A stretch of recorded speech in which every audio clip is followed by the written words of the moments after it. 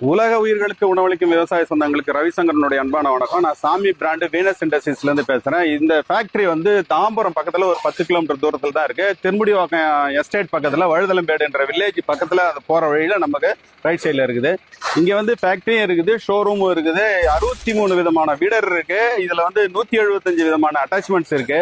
நம்ம சாதாரணமான வீடர், நடந்து ஓட்டுற வீடெல்லாம் வந்து மக்களுக்கு வந்து நடக்கிறது கஷ்டமா இருக்குது, ஆள் கிடைக்கலன்ற பிரச்சனையில மக்கள் வந்து வயசானவங்க எல்லாம் கூட விவசாயத்துல நான் வேலை பண்ணுவேன், என்னால நடக்க முடியல அப்படின்னு சொல்றதுனால நம்ம சாதாரண வீடரை நடந்து ஓட்டுற வீடர்ல உட்காந்து ஓட்டுற வீடரா நம்ம கன்வெர்ட் பண்ணிட்டு இருக்கிறோம்.